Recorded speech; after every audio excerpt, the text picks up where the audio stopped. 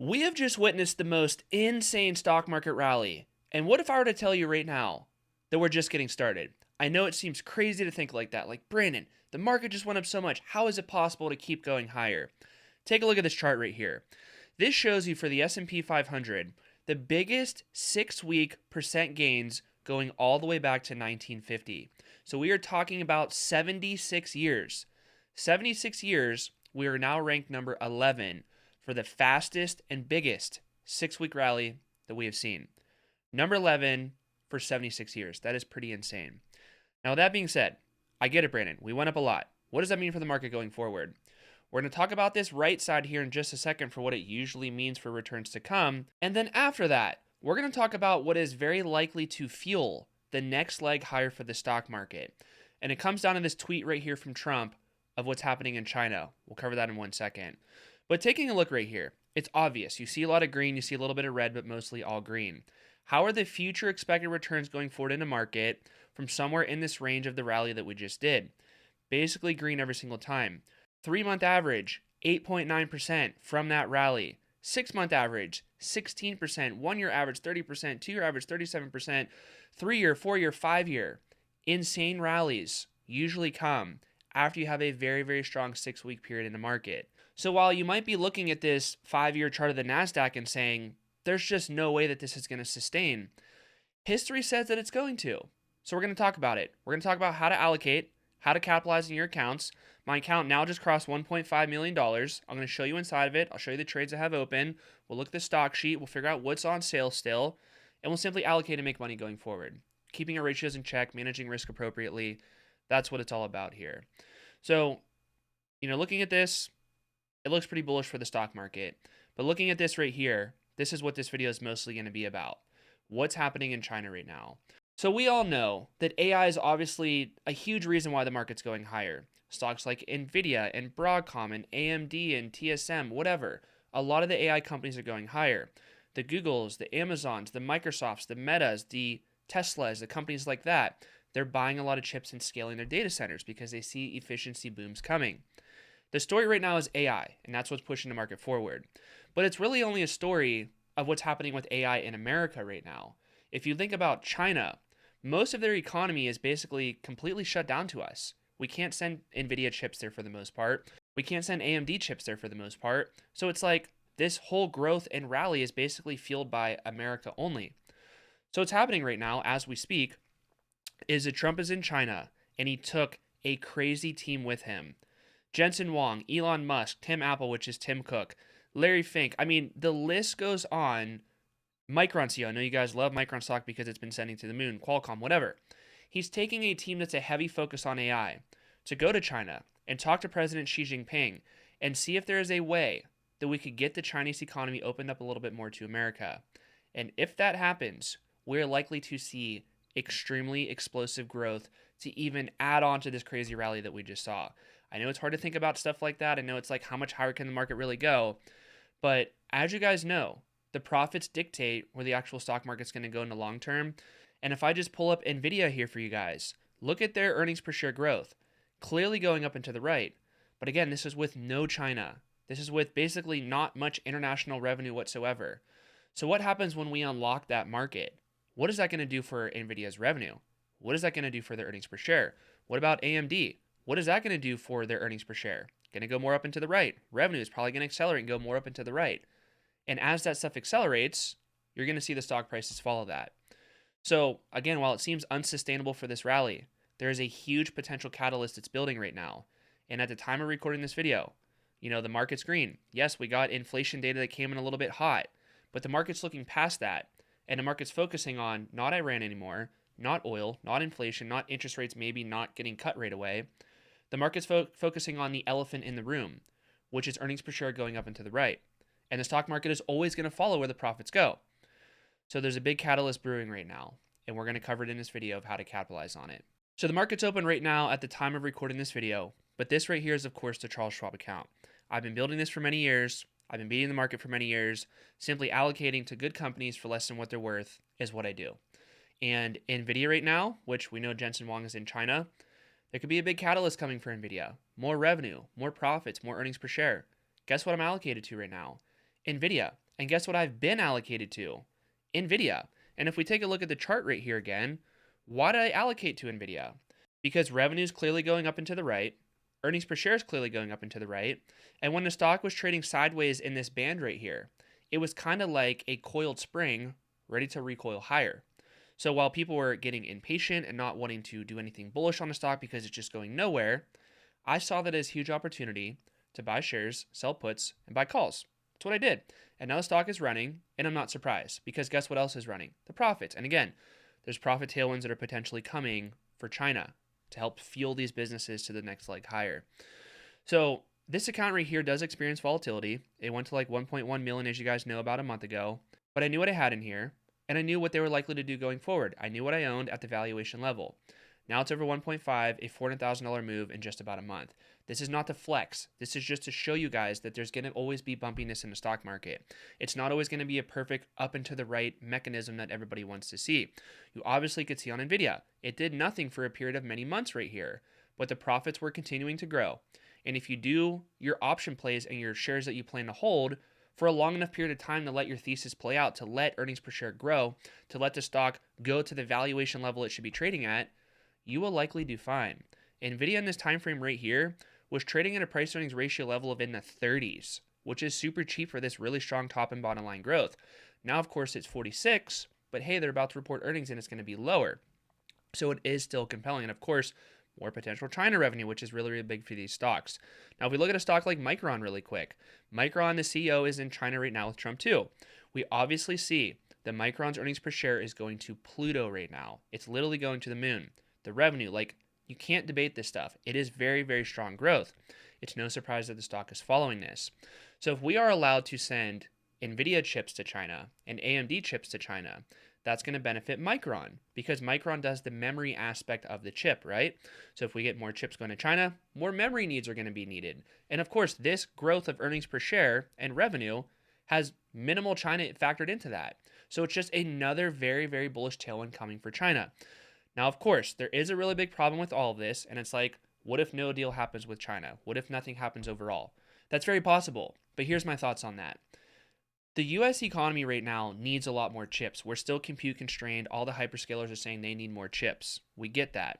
But eventually there's going to be a crossover point where it's like, hey, we're built out for the most part in the US. Yes, we want to build more data centers, but it's like the growth isn't explosive anymore. And when that time comes, these CEOs are going to put an extreme amount of pressure on Trump or whoever's in charge. And they're going to say, look, the U.S. business is slowing down. If you want us to compete internationally and be the number one company, the U.S.-based company that's going to dominate internationally, we have to find a way to ship chips to China or other big emerging economies like India or wherever.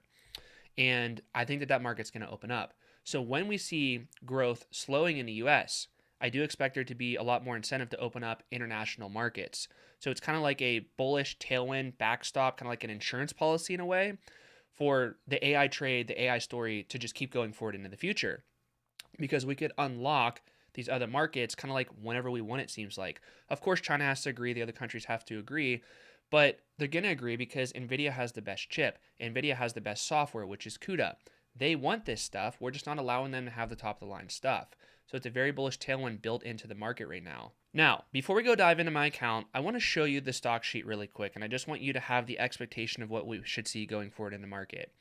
The number one thing we have to look at is the big four, as I call it: the economy, interest rates, earnings per share growth, and overall valuations.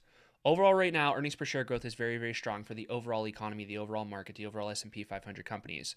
So that's good. We want to know the lay of the land before we go buy NVIDIA stock or Micron stock or stuff like that.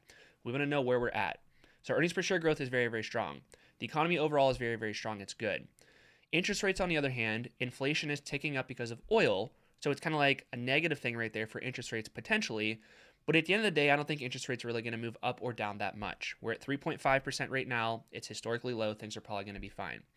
Now, on the valuation front, if we take a look at VOO, which is the S&P 500, I see it as roughly 6% overvalued right now. Triple Q, which is the NASDAQ, it's about 11% overvalued right now based on all my detailed calculations that I do, based on totality of data.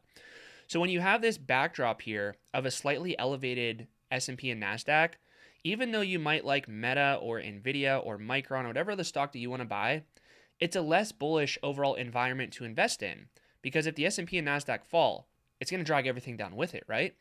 So it's just something to tamper your expectations and not just load the boat on NVIDIA and not just go load the boat on Micron or something like that. Yes, I think it's prudent to allocate bullishly, which you could see right here. I have it, my allocation section. I think it makes sense to allocate to NVIDIA right now. But the plays that I'm willing to do on NVIDIA are smaller right now because number one, NVIDIA just made a pretty big move if we go back to it. NVIDIA just ran up a little bit, and yes, earnings per share just ran up, but the valuation level is no longer in the 30s for price earnings ratio right now. It's now in the upper 40s right now. So it's something to be careful with. It's less bullish going forward. So yes, allocate bullishly in my opinion. Yes, do 2-year option contracts at a minimum to let time for your thesis to play out. Yes, understand it's going to be very, very volatile, but it's still overall a pretty good environment to invest right now. But guess what? If the earnings per share growth happens to slow down, because that's really like the entire thing holding the stock market up right now, if we see the hyperscalers start to slow down earnings per share growth like NVIDIA and Microsoft and Amazon and really just the big dogs, the Metas, whatever, if their profit growth starts to slow down, it's going to bring the entire stock market down with it because valuations are already a little bit elevated right now. And it's really, like I said, just profit growth holding everything up. If the profit growth maintains, the story goes on in a volatile way. But again, if profit growth slows down, things are going to go downhill pretty quick from there, honestly. So if we go take a look at Charles Schwab, we load up my account and we go look at the main brokerage account. You can see overall how I am allocated right now. I still have my same triple Q shares, VOO shares, Tesla, United Health, TSM, NVIDIA, Meta, Microsoft, Robinhood. Down a little bit of money on these things down here. But don't let your eyes focus so hard on that. We're talking about a couple $1,000 of shares right here that I'm a little bit down on. If you give it time, let your thesis play out, we're probably going to be just fine, but you just have to be patient with this stuff. Now, sorting by quantity, take a look at the option trades down here. You see that I don't have a crap ton of trades right now. I have some really good trades, I think, that I'm going to sit on for some time, but I don't have a bazillion contracts on a bazillion different companies. Why? Because the overall economy is a little bit expensive, the market ran up a little bit more than it should have ran up, and it's just less compelling overall to do that stuff. So I like to allocate when the market's a little bit not perfect anymore. I like to allocate in a more conservative way, but to the best of the best companies. So 6 NVIDIA calls right here. Think about it. This goes out to 2028, a 175 strike. This means that I could go buy NVIDIA shares for $175 anytime between right now and 2028. We obviously know that NVIDIA shares right now are $226. So the person that sold me these calls, which is the bearish people that usually watch YouTube videos about the wheel strategy and stuff like that, they're not happy right now. They're deep in the money. They're like stressing out trying to roll their contracts up and out right now. And meanwhile, I'm looking at NVIDIA and I see really strong earnings per share growth, a fair valuation level, good revenue growth, good backdrop, potential China catalyst of opening up that market. I'm sitting pretty and I'm going to sit patient and just let these contracts work. I'm up 74%, $21,000 of profit, and I've only held them for a few months. Looking at the Meta calls right here, up 43%, and I've only been holding them for a few months. Look at these Meta sold puts right here. I'm up 29%, only held them for a few months, and this right here is basically like a 30-month contract from when I did it, 30 months long, over 2 years long. So I held it for just a few months. I made 30% profit, and there's still a lot of time left for my thesis to play out. So this contract is probably going to expire worthless, but not guaranteed. But this $64,000 in cash flow that I received, it can maybe be viewed as like guaranteed money. Nothing is guaranteed, of course, but it's just like, it seems pretty safe. There's a lot of margin of safety built into this. Of course, look at the NVIDIA ones too. What does this sold put allow me to do? It allows me to buy 1,200 shares for $145 per share anytime between right now and 2028. Okay, that's what someone's gonna, if they want to assign me, I'm gonna have to buy their shares for $145. They also paid me a premium rate here. We'll just say $25 for easy math. My break even right here on these NVIDIA shares, if I have to buy them, these 1,200 shares, it's going to be a $120 break even. Who wouldn't want to buy NVIDIA for $120 per share? Basically a year and a half from right now, when earnings per share is growing like it is, it's basically fair valuation level to start. Like, do you understand how much margin of safety I have in these trades right here? Yes, it's boring. Yes, it takes more time to play out. But these aren't cash secured puts. There's not a cash drag of 145 times 1,200 right here. What is that, like $190,000 or something like that? I don't have to sit on cash for this trade right here. My cash is $80. What's securing this trade is equity in my account. The shares of VOO, the shares of Triple Q, the shares of NVIDIA, the United Health, the whatever. So I'm bullishly allocated overall. I don't have too much leverage in my account on the option side. If the market falls 50%, I'm going to be just fine. and I'm overall going to beat the market on the upside if it keeps going up. So it's like I win either way. I don't care what the market does in the short term. I just allocate when it makes sense to allocate. Yes, this China bullish tailwind potential is really big for what we're holding right here, of course, but I'm not betting my eggs on that. I'm not betting that it's guaranteed to happen. It could happen. It probably will happen at some point where we get access to China market more, but you don't want to have to make your portfolio allocate in a way where you need some random thing to just play out to make it make sense. Whether we get China or not, everything I hold in this account still works. But China is just a little bit of icing on the cake if we get it, and that's what's fueling these stocks right now the next leg higher. And a lot of people are saying, oh my God, Brandon, is it too late to buy NVIDIA, too late to buy Meta, too late to buy Triple Q or VO or whatever else I have in my account? My question is, why didn't you want to buy it a month ago when it was cheaper, safer, and more compelling? Now you want to chase these things higher, which I still think most of them are good to chase higher, but it's like you're just thinking like a normal retail investor. Think like a logical Warren Buffett type investor. Be greedy when other people are fearful. A month ago, I was being greedy and I was allocating. Right now, I'm being a little bit more cautious. I have an IRA account that I showed you guys in the last video. That's where I could do tax-free reallocations. I built a 6% bond exposure in there because the market's running up a lot. I did a tax-free reallocation, and it makes sense to have a little bit of things in your account that just don't go down when the market goes down. It helps lower your downside if the market goes down, and it gives you more room to capitalize when the market goes down. So that's the video overall. Things look good right now as long as earnings per share continues to grow. The China catalyst could be big. Looking at the chart that we looked at in the beginning, where, historically after big 6-week runs, the market keeps going green, it's possible. It's not guaranteed, but it seems more likely than not to continue. But of course, if the earnings per share story starts to deteriorate, things are going to go down from here, and they're going to go down pretty quick. So you always want to have your ratios in check to be fine when the market goes up or down. You don't want to be a one-trick pony where you do really good in a bull market, but then in a bear market, you're just wiped out and have to start over. I'm going to compound my portfolio for many decades through bull markets and bear markets. So that's the video. Like, subscribe, hype. Let me know what you guys think in the comment section.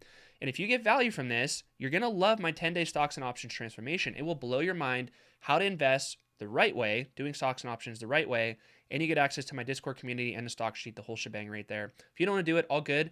Check out this video right here about how I do stock options, and I'll see you guys there.